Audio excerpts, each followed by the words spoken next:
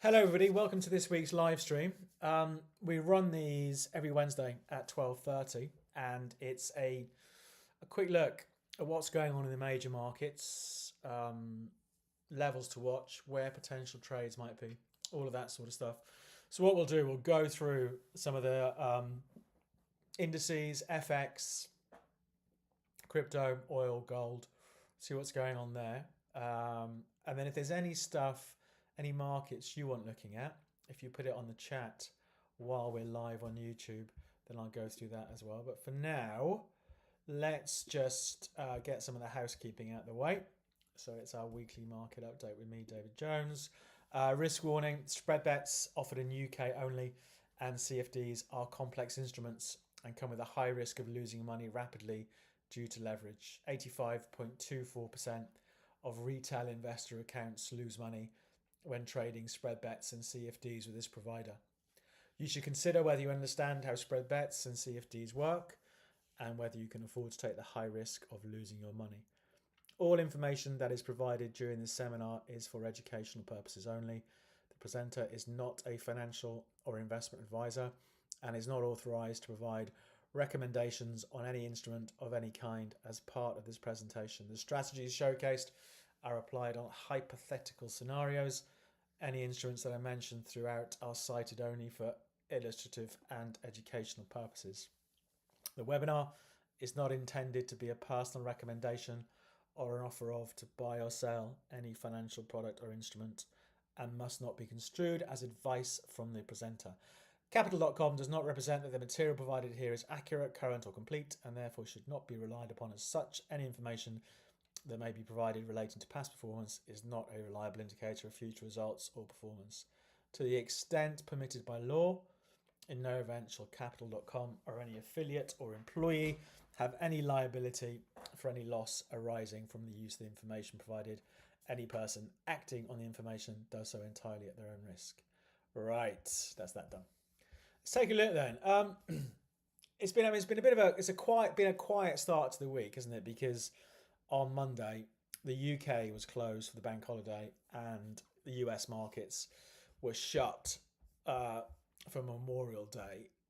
Later on today, about halfway through the US session, we have the release of the latest minutes of the last meeting of the Federal Reserve. Someone said the volume's a little bit low. I'm using a different mic this time around, so thanks for that. I'm going to try and bump the volume up and see if that's any better. Hopefully that is a bit better. Let me know if it is or not, and I'll see what I can do at my end. But we have the minutes from the Federal Reserve released later on today, the last Federal Reserve meeting. So that could well cause some volatility, because it's where they think the US economy is heading, their thoughts for the future of interest rates, all of that sort of stuff. So we could see some volatility in the US session this evening. Then after the market shuts, we've got, what have we got? Nvidia, isn't it? Nvidia's results come out later. So again, we could see some after hours volatility. So there's a lot to watch today. Perhaps we'll have something of a quiet day running into that. But anyway, it's been a strong week. This is the S&P 500. So we did see the market sell off on Friday. So we had the latest pronouncement from Mr. Trump. Oh, the sound's better? Good, glad. The latest pronouncement from Mr. Trump on Friday about, what was it about? It was about tariffs, wasn't it? So that came out. There we go. You can see it there on the chart. It was just ahead of the official open. There we go. So about an hour or two ahead, about 1:45 UK time on Friday. Market absolutely tanked, but as is often the case, at the moment, I think these are strong markets because they bounce back. So for me, I still take the view, for now at least, that weakness in US stock markets is still a buying opportunity until it isn't. And at the moment, it still is. There it is on the hourly candle. Got absolutely slammed on talk of, what was it? Was it 50% on the euro on European imports or 25%? and then 50 or 25 on Apple iPhones if they weren't built in the US, whatever. But over the weekend, stepped back a bit on those and said that the US would allow more time for negotiations with the EU, which is a pattern we've seen all this year. An announcement is made about tariffs, market thinks, oh my God, this is terrible. And then not long after, it gets rowed back. Strange times. Anyway, so to kick things off, with US markets, if we go to the dailies, we know it's been a crazy 3 months in markets. There were all-time highs in the S&P middle of Feb. Then, of course, falls off a cliff as all the tariff stuff gets talked about. And since then, we've had the bounce back. So for my money, the bounce back is still going. What will be interesting will be, assuming it gets there, assuming it gets back to the old all-time highs, which are only, 250 points away? So about 3-4% away from where we are now. But for now, I would be a buyer of the dip. It'd be interesting to see how things fare this afternoon/evening over the latest Fed minutes. But, these markets are proving to be resilient. The US markets on the way back up. If we look at the NASDAQ, it's going to be a similar sort of thing. Let's flip this over to a daily. Here we go. There's our daily trend on the NASDAQ. I mean, it is looking at the 10-day RSI down here. It's pretty overbought. We've not had it this overbought since, where have we got to go back to? All the way back to here. Last summer, when markets did fall off a cliff mid-July into August. So it is overbought on the RSI, but the market's still going up. So just because the RSI is overbought doesn't necessarily mean the market's going to roll over. So again, for me, still strong. I'd be a buyer of the dip if I was thinking about stops. If let's say we have a bit of a panic tonight over the Fed minutes, then some levels to watch for me. I mean, yesterday's low is an obvious one. You can see this is the NASDAQ, spikes down to yesterday's low in the first hour or so, around 21,150, and here we are the next day, 300 points higher. So I think if we saw the market get knocked back later on today, that's definitely one area to watch. So US markets is the same old. They are clawing their way back up. They get shaken now and again by what comes out of the US government, but overall they are continuing this bounce back. Perhaps what's more interesting to me anyway is what's going on in European markets. If we look at the DAX, all-time highs again today in the DAX briefly, but this is the German index. But we had the previous all-time high before all the tariff craziness kicked in was March 2025, around about 23,450. Of course, the market sells off, bang bang, and then we've come back, and it's been setting fresh all-time highs for about the last couple of weeks. So for me, this is the market that is strong. I think I mentioned it. I've traded it a bit over the last few weeks. I was wondering about a trade today on the DAX. Actually, it's pulling back still at the moment. I've just flipped this onto the hourly chart. But yesterday's low, was that yesterday's low? No, that's the tariff low, isn't it, from last Friday? So last Friday's lows around 23,300, which is a long way away from where the market is now. It's about 800 points away from where the market is now, But these are volatile markets. So for me, I'd be a buyer of the dip when the dip stops dipping in the DAX. Maybe that will be later on today. Let's see what happens. And I would probably want my stop the other side of here, just to see if it's going to turn around and push back out again to fresh all-time highs. So I think that is an interesting market, the DAX. If you take a look, I've mentioned it a few times, but the Spanish and Italian markets, if you look at the Spain 35, it's calmed down a bit this week. But again, some great trends in these European markets. And so far, at least, a much stronger bounce back off the April lows because they've moved out. The European markets have moved out to fresh all-time highs, whereas US markets haven't. So that's it. So for me, I'm still very much, buy the dip in these stock market indices until proved otherwise. And so far, we are seeing these markets snapping back. Let's take a look at let's look at the Japanese market before we move on. I thought this was interesting. I thought, if there's one market that you think, well, actually, I quite fancy going short a stock market, there's the argument for going short. Let's go to the RSI for now, make a bit more room. There is the argument for going short the Nikkei, the Japanese index. So this market, we had all these other markets, European markets, US markets, hitting fresh all-time highs in January and February. The Nikkei wasn't. The Japanese market was going sideways, started sliding in late Jan, then of course fell off a cliff with everything else when the tariff talk kicked in. It's bounced back, but it's sort of struggling ahead of 39,000. So if I wanted to be a bit contrarian with everything else rallying strongly, then I wanted to go short the Nikkei. Then I think it's interesting up here. We could treat what's happened over the last couple of days as a failure to hit this old high from earlier in May, go short with a stop above 39,000. So that would be one trading idea, I think, for me, if I was thinking about a market I wanted to go short at the moment. So that stock market's not that much change from a week ago. The bounce backs continue, but there we are. Let's take a look at gold. I think I did buy gold yesterday. I think this has got a big uptrend. Gold, if we go back to whenever it is, the start I've drawn here of the latest bit of the uptrend on the daily chart is October 2023. So we are a year and a half into that now, aren't we? So we're a year and a half into that. The big trend in gold is absolutely up. Hit fresh all-time highs just over a month ago, and since then it's been a bit sideways. So it's been a bit boring over the last month, but it's been a fantastic run for gold, and it's had a great year. It's been a perfect storm for gold. We've had economic concerns, political concerns, falling stock markets, all of this. So and falling dollar as well. So it's been a good year for gold. I bought it yesterday, just off the hourlies, really, just to see. We've had this trend since the 15th of May. So what's that? About a week and a half. We've had this trend on gold. It's nearly 2 weeks now.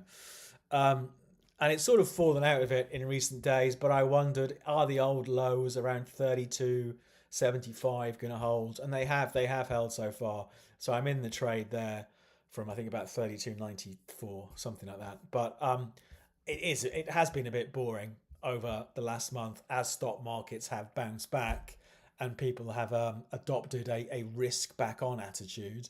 We've seen the price of gold go a bit sideways, not too surprisingly. But, absolutely, the big trend for gold is still up. And, it can't go up every day, can it? We just had a bit of a boring 5 or 6 weeks in gold. Talking of boring markets, silver. Silver is boring. It hit these multi-year highs in October 24, just shy of $35 an ounce. And since then, it's done nothing. And here we are, still doing nothing. So it can't get through 35. You can see it's been pretty sideways for the last 6, 7, 8 months or so. So that is not the most exciting market at the moment, the price of silver, and no real sign of that changing in the short term, given what the price is doing. So I don't have too much to say about silver. I think gold is by far the more interesting market. Now, crude oil. I've got a trade on crude oil as well. I've been in for about a week, and it's been a bit flip-flop. It's been up a bit and down a bit and all a bit boring. But, oil's an interesting one. If you took... We looked at this last time around. If you went back to the time of the Russian invasion of Ukraine back in March 22, so 3 years ago now, the trend since then has been down. We've had lower highs, lower lows, all of that. So the trend has been down. The latest bit of the downtrend all this year, since the middle of January, the price of the middle of January traded up near 80, and it's been as low as $55, $56 a barrel. And since then, it's been a bit sideways. So it is actually, looking at it from a daily point of view, it is a little bit boring, the price of oil. I bought it just wondering if these old lows were going to hold. It's had a good rally up from the beginning of May. And I was in the rally for that, and then I came out, and then it's been a bit sideways. But so far, you can see it here over the last, the last 2 weeks or so, $60 has been support for the price of oil. So I just bought it wondering, I bought it in here, wondering, probably about 61, wondering, can it get back to 64? That high from the 20th of May. So that was my thoughts behind that trade. But overall, it's a little bit sideways. There's absolutely the argument for going short. The trend this year has been down, and a bit higher up. These old highs from the end of April, about $65, they've been a real problem. So there is absolutely the argument for being short into a rally there. So someone's just typed in Silverview CMP. I don't know, what does the CMP mean? Explain what CMP means, and I'll take a look at it when we finish looking at these markets. But yeah, so I'm in the trade for oil. Again, a little bit boring, as you can see, over the last couple of weeks or so. But $60 so far has held that market up. Natural gas, the big trend is up on natural gas, I would say. But again, it's perhaps not been the most exciting market. For me, this is on the daily chart. Going back to a year ago, we have had a gradually rising market. We had a multi-year high just in March. And since then, it's just drifted back. Natural gas, we have this big support down at 290. And it's just sort of in the middle. So I'd still be a buyer at the dip on natural gas. Absolutely. But it's just, again, perhaps a little bit boring at the moment, the price of natural gas. Something that isn't that boring is, I think, pound against the dollar, because we're seeing a fair bit of dollar volatility, and we have had a weaker dollar for much of the last week or so. We did see the pound against the dollar trade up. When was it? Was it Monday? On Monday to its best levels since. Going to take this chart right out. So very briefly, we had pound against the dollar at a 3-year high on Monday of this week. So I think that's an interesting market. Again, particularly given that later on today, we have the minutes from the Federal Reserve, the US Central Bank. So we could well see some volatility for currency markets off the back of that. So I think that'd be an interesting one to see what happens. But the reason I thought it was it's perhaps an interesting market is because, again, going back to the trend, I'd argue that we've had this recovery going on in the pound since the middle of May. Let's get rid of that line for now. And so far that trend has held. So if I had to do anything with pound against the dollar, I'd be a buyer of the dip. And again, just wondering, do we see these old lows from a week ago around 133.75?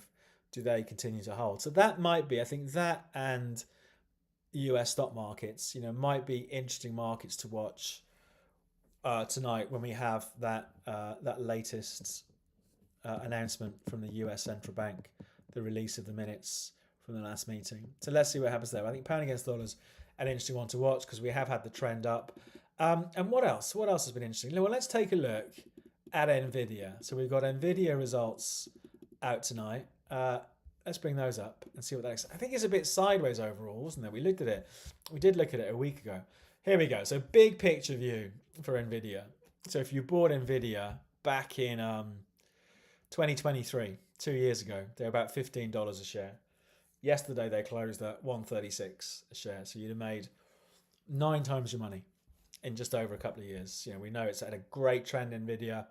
It's part of the so-called Magnificent Seven, so a big driver for stock markets this time last year, but not so much recently. We had all-time highs for Nvidia in Jan of this year. Very briefly, you can see at the old highs from November.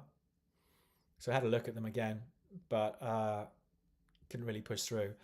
And at the moment, it's about, $17 below those all-time highs.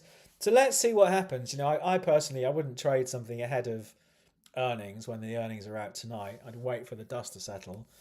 But it would be interesting to see where Nvidia is trading tomorrow.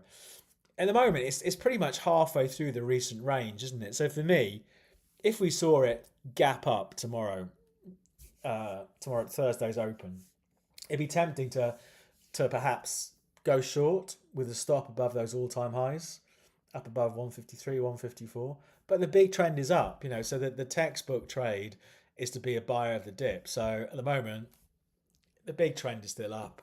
153 has been a problem for the last 6-7 months on Nvidia. Let's see what tonight's results bring. are they any different? Do they really change things? Be interesting to see where Nvidia ends the week. So yeah, that's one to watch after the bell. I think they're due out tonight. The results from Nvidia. Netflix, someone has said. I remember looking at those a week ago. I think we looked at those last week, and they were they pretty much all-time highs? Not far off all-time highs, were they? It was a great trend. Anyway, let's add those in and take a look at them. Netflix. There we go. Yes, still going up. I'd be a buyer. You know what? What are you going to do? What am I going to do? The trend is up. You know, so for me, I'd be a buyer. We had a great trend going all the way back to, where's that to? June 22.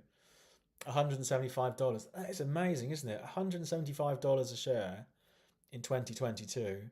And here we are at $1,200 a share in 2025. You know, we had the breakout back here in April. That was positive, breaking out to fresh all-time highs again through those highs from earlier in the year. So for me, I would be a buyer. The only question is, where would I put my stop? And if I flip it over to perhaps the hourly chart looks something like that.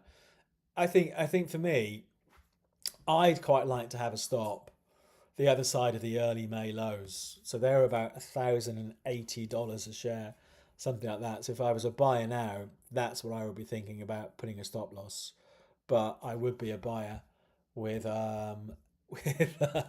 Adrian says he wouldn't touch Netflix with a 9 feet pole. Look at all the gains you've missed out on there, you and your 9 foot pole. Just over the last 6 weeks, they're up 50%. So, about interesting, you know, for me, I'd be a buyer because the trend is up in Netflix. I don't know when are Netflix's earnings out. I don't know. I don't have that. But yeah, let's see. Let's see what happens with those. But pretty strong. Adrian, mind your language. Come on, there's no need for that sort of language at a lunchtime, is there? Let's tone it down. Let's get a grip. It's just a share. Right. What else are we looking at? Xiaomi. Xiam. Let's have a look. There we go. Is that the right way I'm spelling it? Yeah, that is. Let's have a look at those.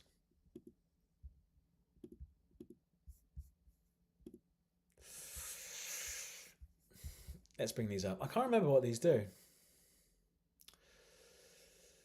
Hang on a second. Oh, did I add it to the chart? Hold on.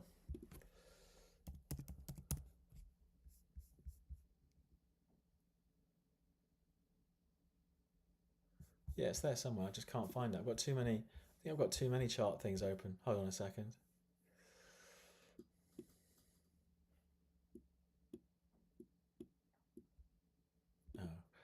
Let me just delete some of this stuff and see if I can actually find it. Race, that's the old Ferrari shows, isn't it? What are they doing? Nothing.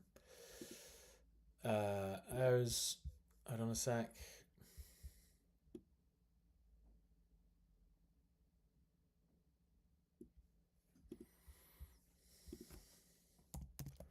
Why doesn't it want to bring it up? Yeah, add to charts. Was I adding it and removing it?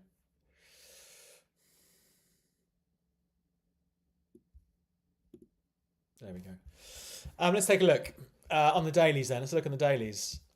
I mean, I would be a buyer. Again, the only question is where would my stop go? So let's look at what they've done. So last year, where did they go? They were, what, $12.50 up to 60.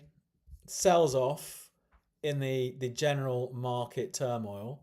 What did it drop back by? It dropped from 60 to 36, and we're back up again. So for me, basically the trade for me is, do we see it go back and through the all-time highs? That would be my trade here. So I would be a buyer as usual. The only question is, where does my stop go? Based off the dailies, I would have my stop the other side of 45 and a bit, and to see, okay, with a target of at least 59, let's call it 60. So it's not a brilliant trade in terms of risk reward because I'm risking 6 to try and make 8 or 9. So it'd be more interesting for me if there was a dip. But I'd be a buyer, because we had this great trend over time, over quite some time. Sold off with all the general stuff that we've had over the last couple of months, and it's bouncing back again. So for me, I'd be a buyer, and the closest I want my stop is the other side of $45. Dollar index. Dollar index is interesting, you know. I think dollar index is one of those markets for me. There's the argument either way. I would be tempted to be a buyer, but I mean, let's look at it. This is the dollar index now. So the dollar index. So a great scheme of things, pretty sideways for the last, how many years is that? The last couple of years, pretty sideways the last couple of years. So there's one trend. The trend for this year has been down overall, so we should be a seller of the rally. But the risk reward is quite good to be a buyer, you know. So it's interesting, isn't it? Well, it's interesting to me anyway. So for me, I don't know what I'd do. It's going against that recent trend, but one thing, I think if I was a buyer now at 99.23, there's a lot of potential upside if this dollar move to the downside has been overdone. Okay? Because, you know, even if it rallied back up to late March levels, up about 104, there's like a 500-point potential upside there. And I'd have a stop the other side of 97.50, the lows from late April. So I think it's an interesting one. You know, that trend is down. So absolutely, if we were looking at the trend for this year, we should be a seller of the rally. But it has, you know, I think it's positive that it has held at least above the old low. So I think there's absolutely arguments to be long or short for the dollar. I would probably be tempted to be a buyer of the dollar index. But if it breaks that low from April, 97.50, I bail out. So, yeah. Right, coffee Arabica.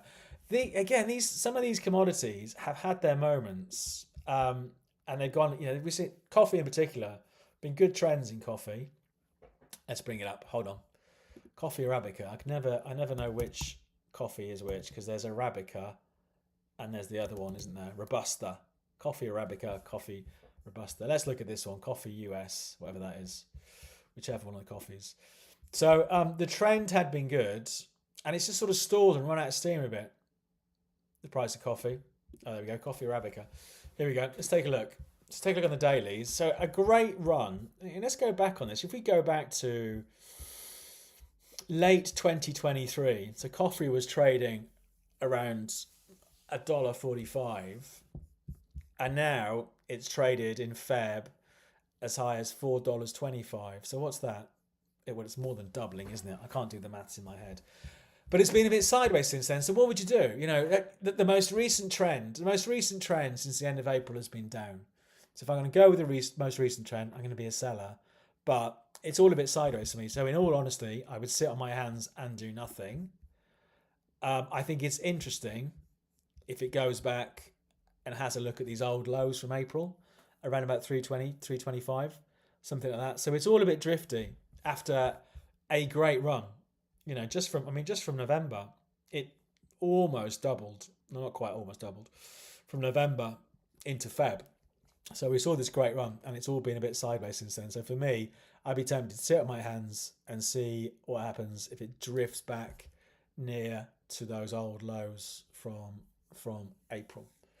Dollar Swiss. Let's have a look at dollar Swiss. Look at that one. Dollar Swiss is going to look a bit like the dollar index because the Swiss franc is part of that basket that makes up dollar index. And it's the same sort of thing, isn't it? You know, I mean, if we looked at the last few years, it was a bit sideways. Then it broke down lower, dollar against the Swiss franc. So it's whether, again, it's if I was going to go with that trend, and I think, right, the dollar in the days, the weeks, the months to come, we're going to see it lower against the Swiss franc, then I'd be a seller. And I'd have my stop probably above 85, 0.85, the recent high from middle of May. But I can't help thinking perhaps there's a counter trend trade here. We broke the big level. It hasn't really sold off that much. Has it overshot? So again, you know, like with the dollar index, I think the dollar is quite the confusing market at the moment, to be honest, because there are absolutely arguments to go long or short this market. So Yeah, a bit like the dollar index. I'd be tempted to try and pick the bottom with a stop the other side of 80, the April lows. But really, that trend for this year is still down. So being a bit more patient would not be a bad idea at all. Overnight fees is killing us as long holder for more than 3 months. It's eating a huge part of my capital. Yeah, I think it. I mean, that is one of the drawbacks of the recent high interest rates that we've seen, or higher than they were 5 6 years ago. 5 6 years ago when we had near zero interest rates, it was pretty cost effective to hold positions for quite a few months, and it's something I do. But you're right. I mean, higher interest rates do mean that if we're trading leverage products like CFDs and spread betting, if we're in the UK, we'll end up paying more in fees. What about palladium? Palladium's quite a boring market. I think it has its moments, doesn't it? Palladium, but I think if you look on the daily, I mean, let me just get all of that off.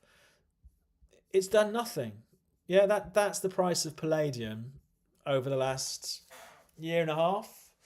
And yeah, we get the odd run now and again, but nothing happens. So for me, it's a nothing market, palladium. I mean, the volatility is reasonable. The low, what was the low? The low in July, last July, was about $830.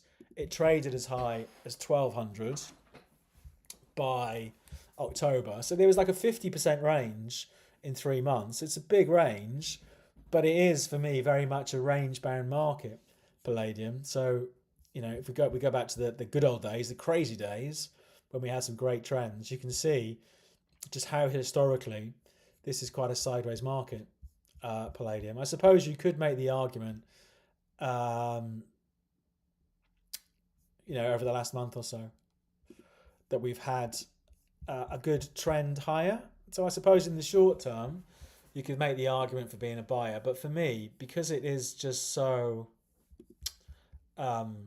rangy in the bigger chart, I do look at it, but I'm never tempted to do much. I mean, there's trading now at 970. So if we really wanted to be a buyer, there's an argument to be a buyer with the stop the other side of the lows from mid-May, around about 930, 925. So there's looking at it in that time frame, there's the argument to be a buyer.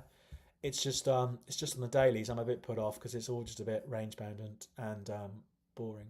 Aussie 200, yeah, the Aussie index has not quite, I don't think, got back to its all-time highs. I traded that last year, and I sat with the trade for ages last year, and it did eventually come good, but it took some time. But I think it's an interesting market, the Aussie 200 index, because good trends again over time. If you look on the dailies, so I was in it at some point last year, in I think April, and it went sideways for a bit, then finally got a move on, and I came out towards the end of the year. Absolutely, like a lot of stock market indices, obviously great trends over the years. For me, at the moment, I'm wondering, is it going to get back to the all-time highs up above 8,600? So that would be my immediate target. And I'd be a buyer. I'd be a buyer of the dip. And as usual, the only question is, where does my stop go? What was that? That was Friday's low again. So Friday's low in the Aussie index, again on that tariff stuff we had Friday afternoon, was about 82.50. So that's an interesting trade, I think, isn't it? Be a buyer where it's trading now, around 80, just above 84. Stop the other side of 82.50 and see if that trade can take us back to the all-time highs and through them. But yeah, it's an interesting market, I think, the Aussie index. What are your thoughts about biotech, health tech, like mRNA, PFI, Pfizer? They're quite down. Let's have a look. MRI. I don't have any thoughts about biotech or any of that stuff. But let's have a look. Let's have a look at the charts. Moderna, I traded those last year as well, Moderna. Let's have a look at them. And I think they had a great trend. Or was I sure? I can't even remember. I need to look at the chart. Let's have a look at the chart. Daily. I was short. There we go. What a great downtrend. Yeah, for me. I mean, Moderna has been falling since 2021, since the days of COVID. Oh, look at that. That is incredible, isn't it? $500 a share back in the crazy COVID times, and they have fallen 95% since then. So, and just because it's fallen 95% doesn't mean it's a bargain, because it can fall another 95%. So for me, I would absolutely be a seller of strength. So for me, the trend is down. I'd be looking to go short. We do get good runs along the way. Like November 23, it went from 68 up to 170, so more than doubled. But that big trend is still down for me. So that's not one for me. What was the other one? Pfizer. Let's have a look at those. PFE. I wonder why. Why are these all doing so badly? Add to charts. Let's have a look at Pfizer. See what that looks like.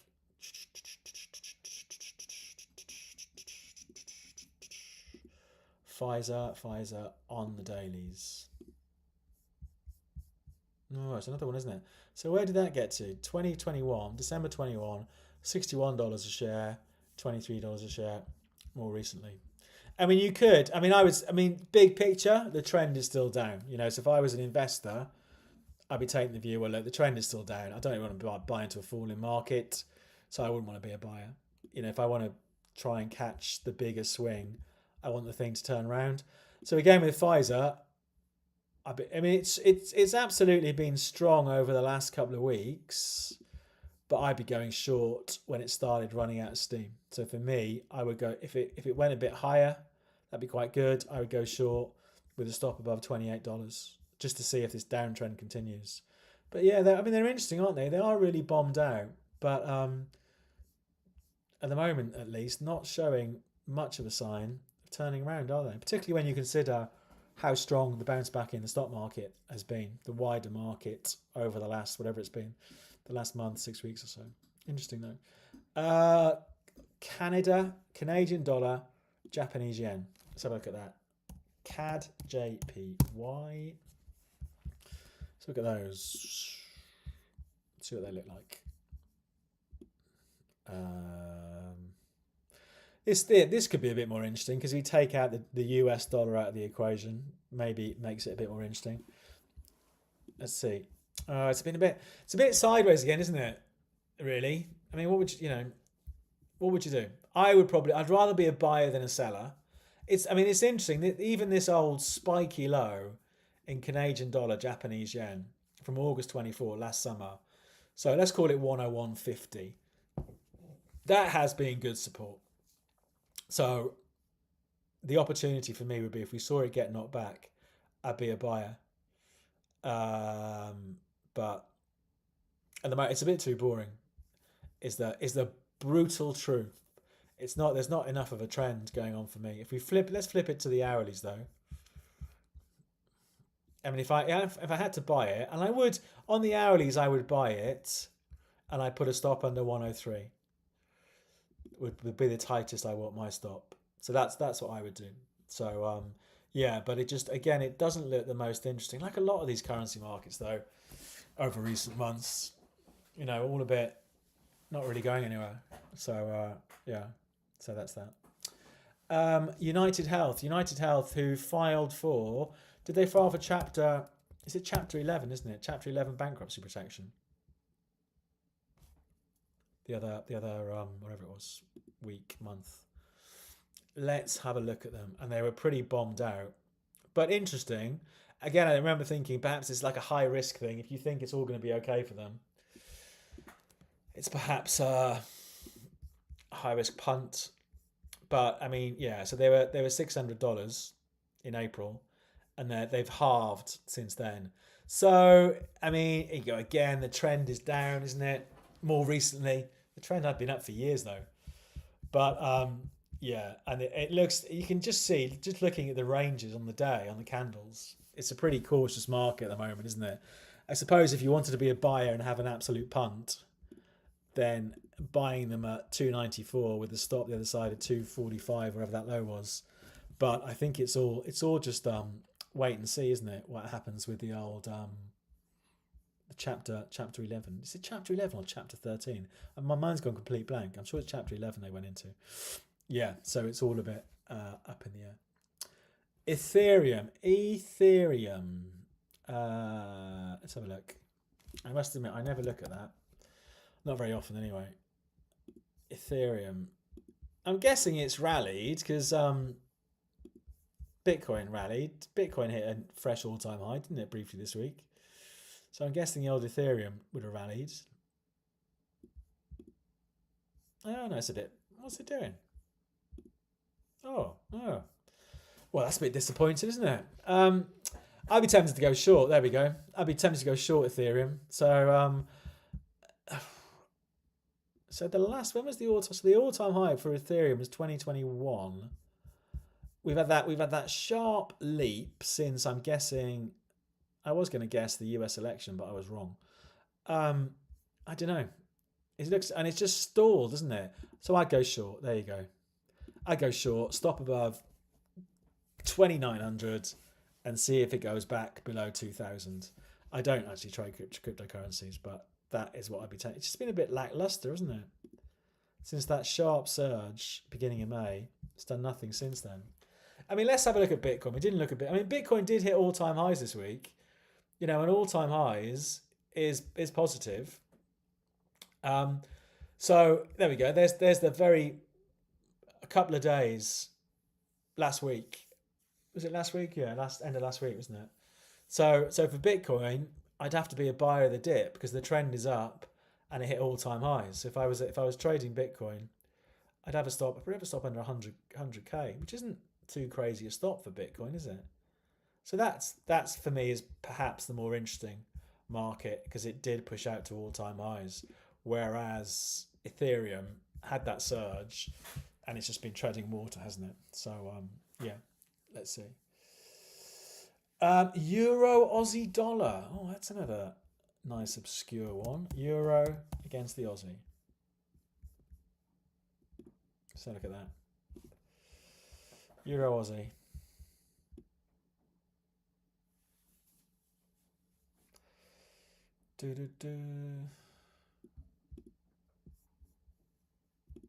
What would we do? So it's been pretty volatile, hasn't it, since Feb? I suppose because we have had euro strength since Feb and dollar weakness, but until that, it was pretty boring, wasn't it? Pretty boring market, Euro Aussie. If I had to do anything, I'd be a buyer. That's what I would do. So I'd be a buyer. I'd have a stop under 170 because we did have a bit of a run from November and it did trade up to 185.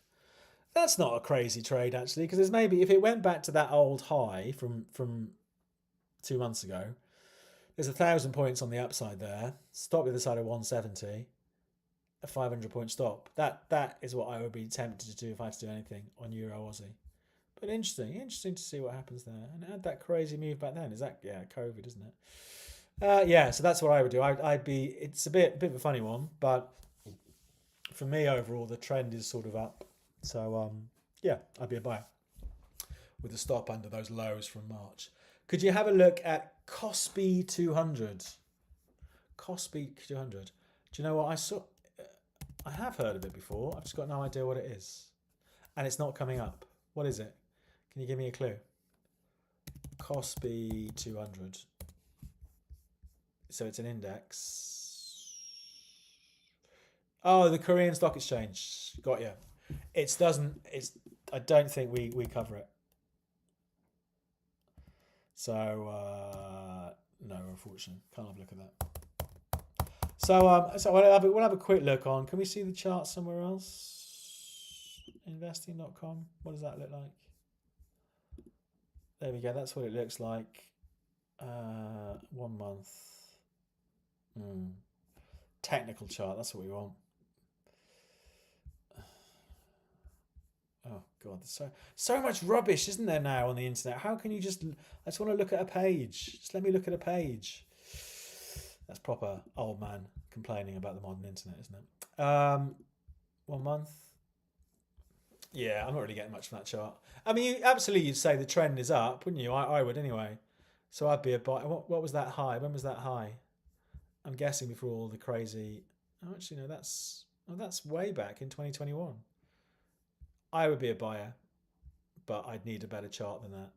But yeah, it's done great over. Wow, look at that. Never looked at this market before. So since 1998, the Kospi was what, 32, and here we are at 350. So it's gone up tenfolds. What's the S&P done over 22 years? I don't know. So there we go. That's the Kospi. Coca-Cola bottling. Hang on, we'll do that and then we'll wrap things up.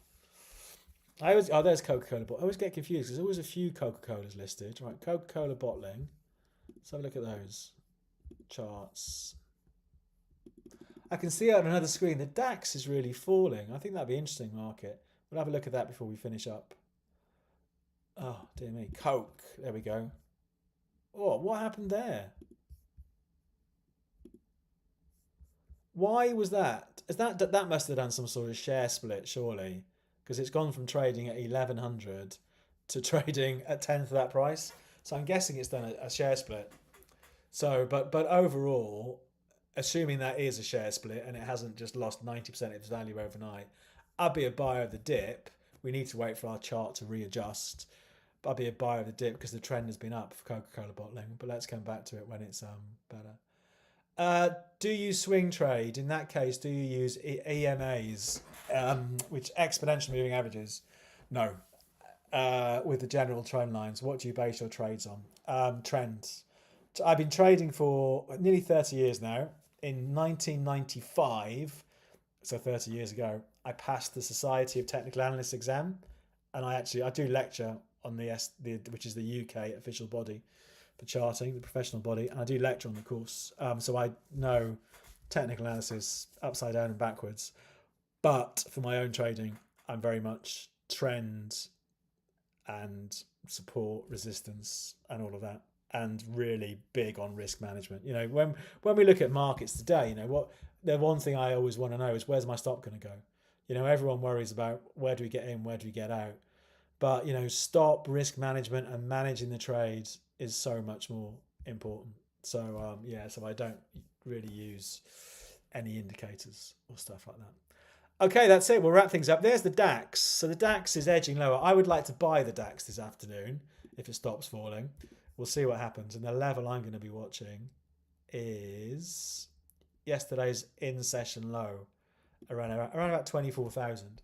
So it's only 100 points away. So that'd be one to watch this afternoon. Later on today, we have the US Federal Reserve, doodah, minutes. And then tonight we've got earnings from Nvidia. So it could be a pretty crazy second half, or maybe not. Maybe it's going to be boring. Let's see. But thanks for coming along today. We'll do it all again next Wednesday.